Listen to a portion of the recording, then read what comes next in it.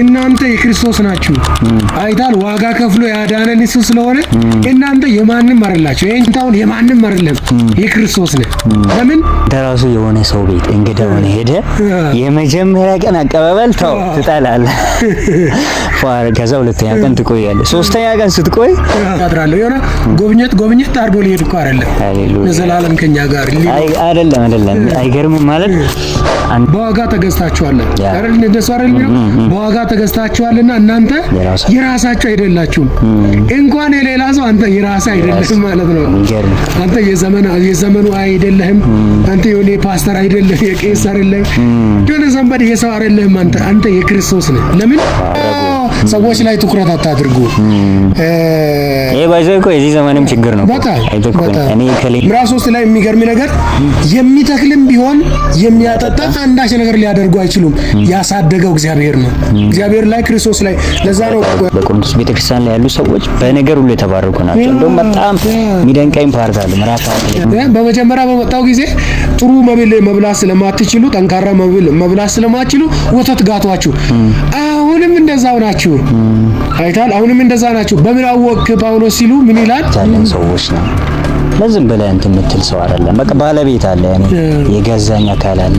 ማንም እንደፈለገ የሚጮትብህ አሸንጉሊት አይደለም።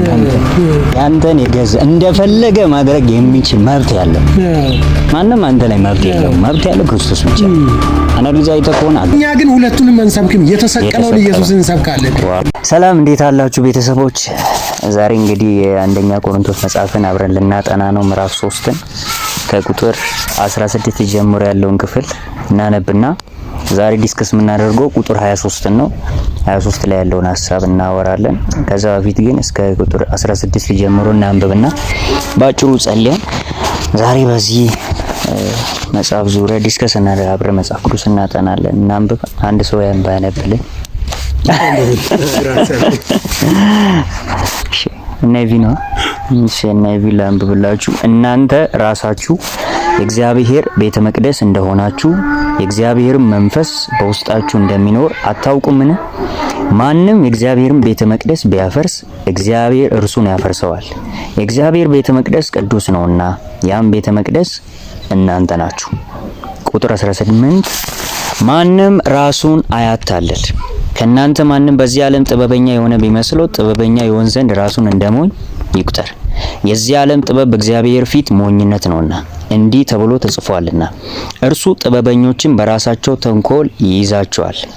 በሌላ ስፍራ ደግሞ ጌታ የጥበበኞች ሐሳብ ከንቱ መሆኑን ያውቃል ተብሎ ተጽፏል።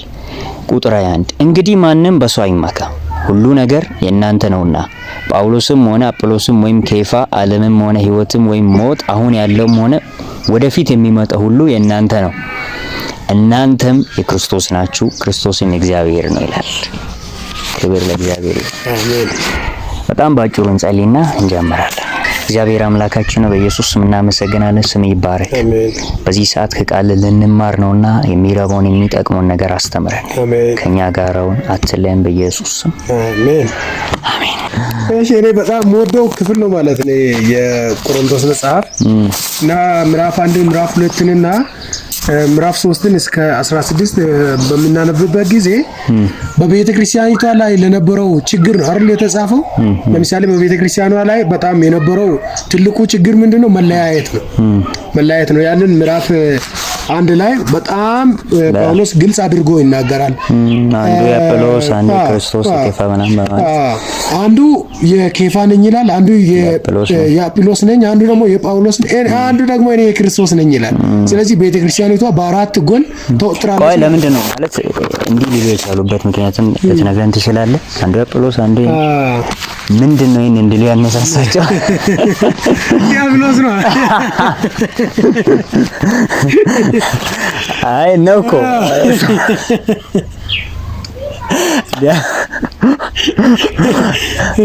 ምን አይቶ ነው ለሌላ ነው። ለምሳሌ አሁን የአጵሎስ ነን የሚሉት የጳውሎስ ነን የክርስቶስ የኬፋ ነን የሚሉት ምን አይተው ነው እነዚህ ሰዎች? መቼስ ሰው ዝም ብሎ የእንትና ነኝ አይልም። የሆነ ነገር ያያልና ምክንያታቸው ምን ይሆን?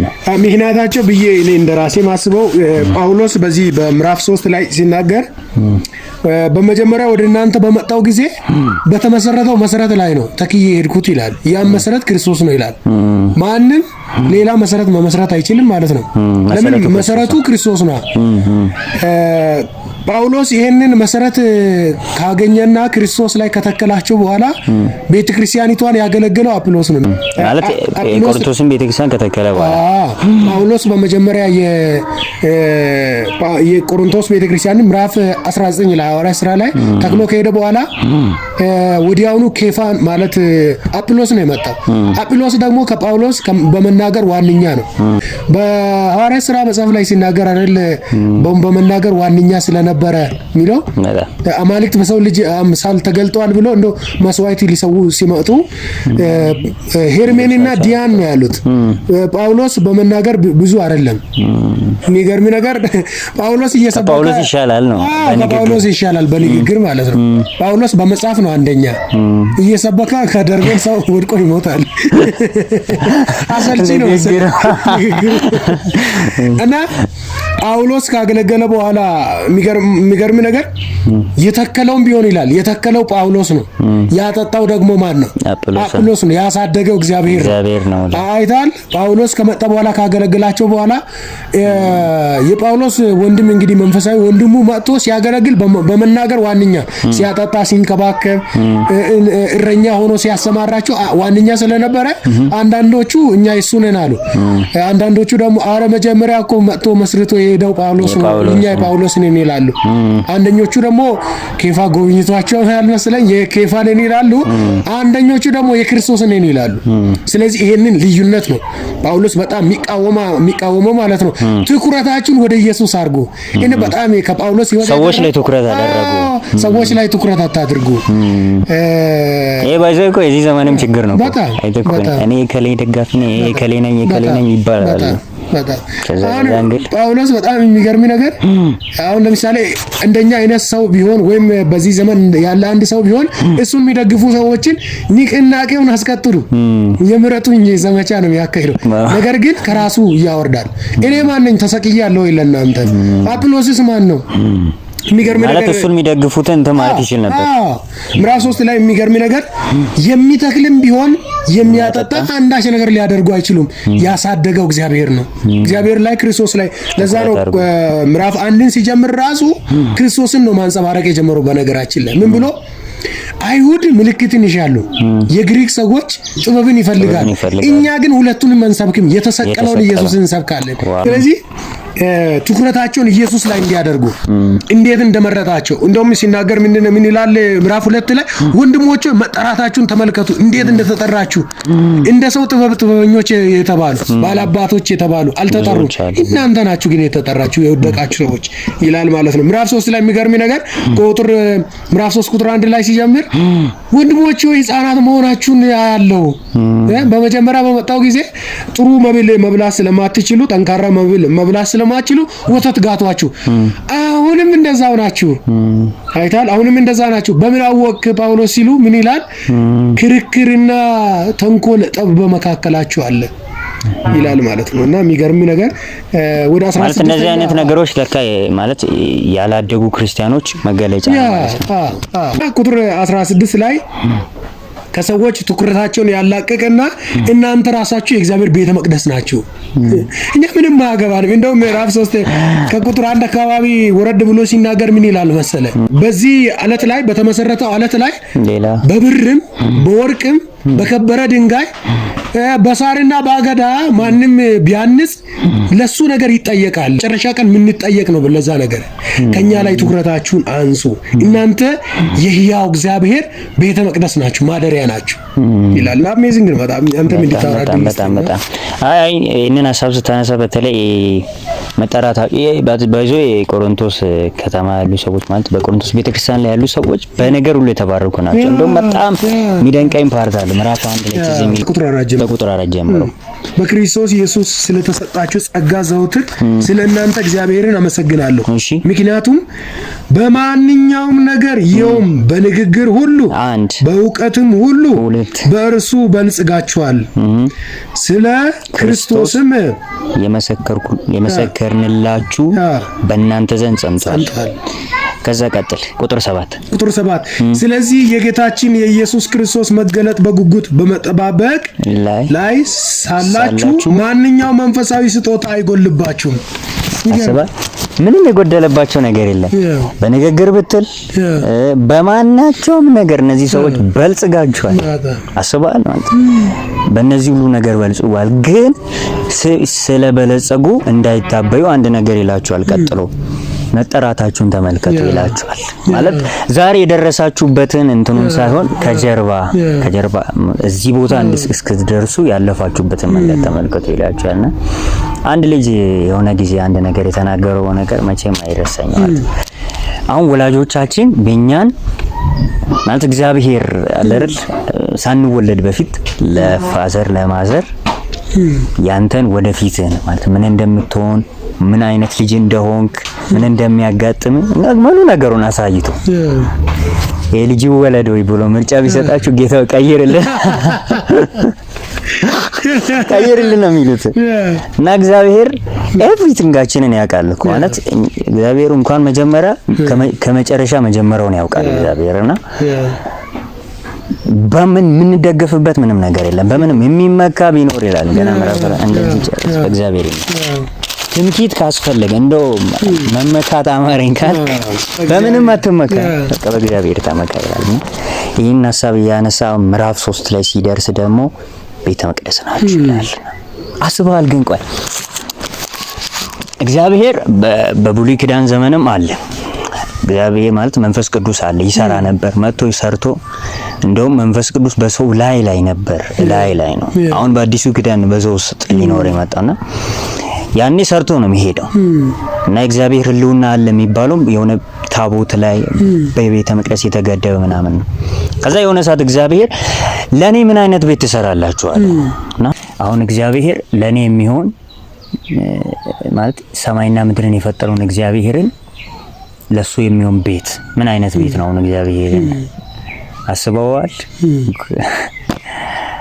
ሰማይና ምድርን የፈጠረው እግዚአብሔርን ለእግዚአብሔር የሚሆን ቤት እግዚአብሔርን እንትን የሚያደርግ እና ሉዓላዊው እግዚአብሔር በእኔ በትንሹ ባንተ ቤተ መቅደስ በእኛ ውስጥ ሊኖር ተማለቱ በሰውኛ አይሆንም። በቃ አይመጣም። በየትኛው ሳብ ነው አይመጣምና እግዚአብሔር አሁን በውስጣችን እንዳለ አሁን አንተ ሲጀመር አንዳንድ ጊዜ አስበህ ከሆነ እኛን ጠቃሚ ያደረገው እናንተ የምድር ጨው ናችሁ፣ እናንተ የዓለም ብርሃን ናችሁ እንጂ የዓለም ብርሃን ትሆናላችሁ ለዓለም ብርሃን ለመሆን እንዲሆኑ አይደለም ናችሁ። በቃ ነው የተሰጠ ማንነት ነው።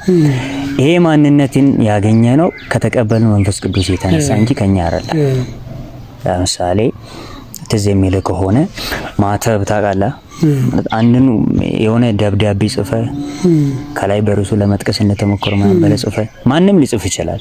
ንጉስ ማተብ ካላረፈበት ዋጋ የለውም እና መጽሐፍ ቅዱስ ደግሞ በመንፈስ ቅዱስ ታተም እንደ ማህተም መንፈስ ስለዚህ ያረፈብን ማህተብ ነው እኛን ጠቃሚዎች ያደርገንና ቤተ መቅደስ ናችሁ። ስለዚህ እኛ ከዚህ በኋላ እግዚአብሔር ቤተ መቅደስ የሆነ ቦታ አትሄድም። እግዚአብሔርን ፍለጋ አሁን እግዚአብሔር አንተው ጋር ነው ያለው ውስጥ አይገርምም? ካንተ ይልቅ ላንተ ይቀርባል እና እግዚአብሔር በጣም ለዛ እኮ ነው ትንቢት መጽሐፍ ላይ የሩቅ አምላክ አይደለም ማለት እግዚአብሔር እኔ ይቅርብ ነኝ። አሁን እንደውም ይቅርብ ብቻ አይደለም እግዚአብሔር የውስጣችን ማለት እግዚአብሔርን የእግዚአብሔርን ቅርበት እንዴት ትገልጿል? ካንተ ይልቅ ላንተ ይቀርባል እግዚአብሔር ለራሱ እንኳን ካንተ ይልቅ ይቀርባልና እግዚአብሔር ለኛ አሁን በአዲሱ ኪዳን የቀረበበት አቀራረብ ቅርበቱ በምንም አይገለጽም። ስለዚህ እግዚአብሔር ቤተ መቅደስ ናችሁ ይላል። ከዛ አሁን አንተ እንድታወራ የምፈልገው ቁጥር 23 ነው። እናንተ የክርስቶስ ናችሁ የሚለው ላይ ትንሽ ነገር እንፈልጋለሁ። እና በጣም የሚገርም አንተ ቅድም ያነሳ ነበር አይደል? እናንተ ራሳችሁ የሕያው እግዚአብሔር ማደሪያ ናችሁ። ይሄ ዝም ብለን አጥንተን ካለፈን በጣም ከባድ ነው። እጃችንን አንስተን ቴንኪ ማለት በጣም ሙሉ አንድ መዝሙር አላት አይደል የምትዘምረው ውሸጦ ሞይታ በጥቂት ኪሚን ውሸጢት ነው ትላለች። እና እግዚአብሔር ሊያርፍ እግዚአብሔር ሊነግስ ነው እኛን ቤተ መቅደሶቹ አድርጎ የሰራን ማለት ነው። እና መጽሐፍ ቅዱስ እሱን በተደጋጋሚ ነው የሚናገረው ቤተ መቅደስ እንደሆነን አይደል? በተሰጣችሁ በእግዚአብሔር መንፈስ አማካኝነት የእግዚአብሔር ፍቅር በልባችሁ ስለፈሰሰ ይላል። ፍቅር በልባችን ፈሰሰ እና እግዚአብሔር በውስጣችን ሊያድር ፈቅዶ ቤተ መቅደስ አደረገን ማለት ነው። እግዚአብሔር ስም ይባረክ። አይታል አንዳንድ ነገሮች እንግዳ ሲመጣ እኮ ቤታችን አንዳንዴ እናፍራለን። ለምን ያንን እንግዳ ላይመጥን ይችላል እንላለን። ሰማይና ምድርን የፈጠረ ያ ማይቲ የሆነ እግዚአብሔር በልባችሁ ላድራለሁ ሲል በውስጣችሁ ውይ ያድራለሁ የሆነ ጎብኘት አድርጎ ሊሄድ እኮ አይደለም። ለዘላለም ከኛ ጋር አይደለም። አይገርምም ማለት አንተ ራሱ የሆነ ሰው ቤት እንግዳ ሆነ ሄደ የመጀመሪያ ቀን አቀባበል ተው ትጣላለህ። ከዛ ሁለተኛ ቀን ትቆያለህ። ሶስተኛ ቀን ስትቆይ ፊታቸው መቀየር ነው የሚጀምረው። ቤት ለቅሰው ደርሰን እንመጣለን ብሎ ነው እንክብካቤ ይቀራል አባቴ ወይ ከዛ አንግልና እግዚአብሔር ግን አይገርምም ማለት ለአንድ ቀን አይደለም እኮ እኛ ጋር ለሁለት ቀን አይደለም ተመችታ ነው እኮ አይደለም። አንተ ራሱ ተማር ምን እናንተ ጋር ማንም ከሰው ቤት ሰላም በላይ የራስ ቤት ከሰው ቤት ፍልጥ የራስ ቤት ሊጥ ይሻላል ብለህ ነው የምትቆሰቁስ። አትቆይም በሰው ቤት ሲሆንና ማለት መንፈስ ቅዱስ እኛ ውስጥ ሲኖር አለመሰልቸቱ የኛን ጸባይ አይቶ ሲጀመር እኛ እኮ እንደ ሰውኛ ከመጀመሪያው ቀን ጀምረን አቀባበል ሰማምረም ኖ ማለት ምንም የሚመቸን ነገር ኖሮ እኮ አይደለም ቤተ መቅደስ ያደረገን። በቃ ምንም የሚመቸን ነገር ሳይሆን ዝም ብሎ ቀደም አልኩ እኮ ቤተሰብ ወይም የሆኑ ሰዎች የኛን የወደፊታችንን አይቶ መልካችንን ምኑን ነገር አይቶ ምርጫ ቢቀርብላችሁ ይቀርል ነው የሚሉትና እግዚአብሔር እያወቀ ቤተ መቅደስ ማድረግ ለዛ ነው። በቃ ምንም የምትመካው ነገር የለም እኮ ምን ይሄን አይቶ ነው የምትመካው እኮ የሆነ ነገር እንዴት ልግለጽ እንዲህ አድርጌ ነው ብለህ የምትመካው ነገር የለም። ምንም ስለሌለ ያለ ከማራጭ በሱ ነው። ናቀጥልሽ እና ከዚህ ሐሳብ እንትን ማለት አልቻልኩኝም። በቃ አለ አይደል ተያያዥ ነው ባይዜ አስተውሰው ከሆነ የሚናገረው 16ኛ ቁጥርና የመጨረሻ 23ኛ ቁጥር ተመሳሳይ ነው አይደል? እናንተ የክርስቶስ ናችሁ አይታል ዋጋ ከፍሎ ያዳነን እሱ ስለሆነ እናንተ የማንም አይደላችሁ። ይሄን አንተውን የማንም አይደለም የክርስቶስ ነህ። ለምን በዋጋ ተገዝታችኋል አይደል? እንደሱ አይደል ነው በዋጋ ተገዝታችኋልና እናንተ የራሳችሁ አይደላችሁም። እንኳን የሌላ ሰው አንተ የራስህ አይደለም ማለት ነው። አንተ የዘመኑ አይደለህም። አንተ የሆነ ፓስተር አይደለም፣ የቄስ አይደለም፣ የሆነ ዘንበድ የሰው አይደለም። አንተ የክርስቶስ ነህ። ለምን ሙሉ ዋጋ ከፍሎ አንተን የገዛ የዋጀክ ክርስቶስ ነው። ስለዚህ ቁጥር 23 እናንተ የክርስቶስ ናችሁ። እግዚአብሔር የተመሰገነ ይሁን። አሜን። በቃ እናንተ የክርስቶስ ናችሁ፣ የክርስቶስ ማደሪያ ናችሁ። ከመጀመሪያ ምዕራፍም አንስተን ሲመጣ እሱን እኮ ነው እያሳየን ያለው። ክርስቶስ ከእግዚአብሔር ዘንድ የተሰጠ ጽድቃችን ነው፣ ቤዛችን ነው፣ ቅድስናችን ነው እያለ የሚናገረው እኮ በቃ መላ ማንነታችን። እንደውም በጣም የገረመኝ ይሄ ሁሉ የሆነው ይላል ከእናንተ ሳይሆን ይላል ከእርሱ ነው። አይታል እርሱ ዋጀን፣ በደሙ ገዛን፣ አጠበን። እንደው አንድ ሰውዬ በጣም ሲያወራ በጣም እየደነቀኝ የነበረው እግዚአብሔር አለ መዋጀቱን ፍቅሩን በቀራንዮ መስቀል ላይ በደም ነው የጻፈው። በዛ አይነት ነው የተገዛ ነው። ስለዚህ እኛ የራሳችን አይደለንም። ጳውሎስ ይገላግላል ማለት ነው። እናንተ ክርስቶስ ናችሁ። ከዛ ቤት ግን አይታል እንግዲህ ማንም ጳውሎስ ሆነ አጵሎስ ኬፋም ሆነ ያም ማለት ያለውም ሆነ ወደፊት የሚመጣው ሁሉ የእናንተ ነው። እናንተ ራሳችሁ ክርስቶስ ናችሁ። የኛ ነው ብለህ እንዳትኩራራ እናንተ ራሳችሁ ክርስቶስ። ስለዚህ የኛ የሆኑ ነገሮች የኛ የሆኑት ከኛ የተነሳ አይደለም ከእርሱ ነው። ጳውሎስ በጣም የገረመኝ መስለኝ ጳውሎስ በጣም የገረመኝ እኛ የጳውሎስ ነን የሚሉ ሰዎች ቆሮንቶስ ቸርች ላይ አሉ። የኔ አይደላችሁም የክርስቶስ ናችሁ እናንተ። እንደዚህ አይነት ወሬ ዘጋቢ ይወዛል። መልካም በጣም እንደኛ የጳውሎስ አሁን የሆነ ቸርች ይዟል። በጣም የሆነ ቸርች ቢግ ማክፈት እንደ ዘንድሮው በቃ የስለበከ መርፊ ላይ ብሎ ይዞ አልወጣም ማለት ነው። አይታል በቃ እናንተ የማን ናችሁ? የክርስቶስ ናችሁ፣ የኔ አይደላችሁ። የአጵሎስ ነን የሚሉትንም እናንተ የአጵሎስ አይደላችሁም፣ የክርስቶስ ናችሁ። ክርስቶስ ራሱ የእግዚአብሔር ነው አለ። በቃ እንደዚህ ብሎ ነው የሚጨርሰውና እንደዚህ አይነት ጸጋ ቢበዛልን መልካም። በጣም የሚገርም ነውና እግዚአብሔር የተመሰገነ ነው። ያው በእኔ በኩል ያለውን ጨርሻለሁ። ይደንቃል ብቻ ማለት የክርስቶስን ማለት የማንም አይደለንም ማለት እኛ ዝም የሆነ አለ ባለቤት አለን ሰዎች ነን። ለዝም ብለህ እንትን የምትል ሰው አይደለም። በቃ ባለቤት አለ፣ እኔ የገዛኝ አካል አለ። ማንም እንደፈለገ የሚጮህብህ አሸንጉሊት አይደለም። አንተን የገዛ እንደፈለገ ማድረግ የሚችል መብት ያለው ማንም አንተ ላይ መብት የለውም። መብት ያለው ክርስቶስ ብቻ ነው። አንዳንድ አይተህ ከሆነ አጋንንት ሰዎችን ያስፈራራል።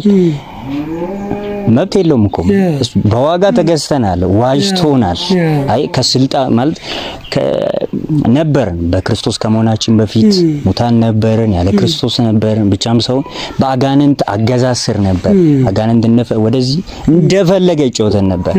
ነገር ግን እግዚአብሔር በምሕረቱ ባለጠጋ ስለሆነ ከወደደን ከጥቅሉ ፍቅሩ የተነሳ በክርስቶስ በኩል የራሱ አድርጎናል፣ እንደገና ዋጅቶናል እና ስለዚህ ማንም እንደፈለገ የማድረግ መብት ያለው ሙሉ እንደ ከፈለገው መግደልም ሙሉ መብት ያለው ክርስቶስ ነው። እኛ የክርስቶስ ነው። እንደዚህ አይነት ልመና ራሱ የሚያስፈልግ አይመስልም? አንዳንድ ጊዜ በጣም እንጨነቃለን። ወላጅ እንደሌለው ባለቤት እንደሌለው በቃ አለርን ነገሮቻችን በራሳችን ለማስተካከል ብዙ እርምጃ እንሄዳለን። በጣም እኔ ከዚህም የተረዳሁት ነገር ምንድነው ባለቤት አሁን ቅድም እንዳልከው ባለቤት አለው። ለምሳሌ ይሄ መጽሐፍ የኔ ነው፣ የኔ መጽሐፍ ነው አንተ ነው። በቃ እንዳይበላሽ አስቀምጣለሁ፣ እንክብካቤ አድርግለታለሁ። ልክ እንደዚህ ነው ክርስቶስ የኛ በቃ ገዢያችን ነው። ስለዚህ የሚያስፈልገንን በሙሉ ይሰጠናል። ስለዚህ እሱ ላይ መጣል እንዳለብን እንደዚህ መለመን አለብን። በቃ እኔ አንተ ነኝ እንደፈለክ አድርገኝ። በቃ እጅ ላይ እንደፈለክ አድርገኝ። እኔ አንተ ሸክላ ሰሪ በቃ አለ። አይገርምም? ግን ሸክላ ሰሪ ጉድ ሸክላ ሰሪ እንደወደደ አድርጎ እንደሚሰራ እናንተ መጄናችሁ ስለሚል ማለት በቃ ራስን መስጠት ነው። ያው ቅዱስ መስዋዕት አድርገህ ራስን ማቅረብ እንደወደድከው አድርገህ ማለት ነው። ማለት እሱን ደስ ካሰኘው አንተ አሁን ብለሃልና በማጣት እሱ የሚከብር ከሆነ አንተ በመክሰር ለአንተ የሆኑ ነገሮች በመበለሻሸቱ እሱ የሚከብር እንደፈለግ አንተ ከወደድከው ኤኒቲንግ ልቀበል ዝግጁ ነኝ።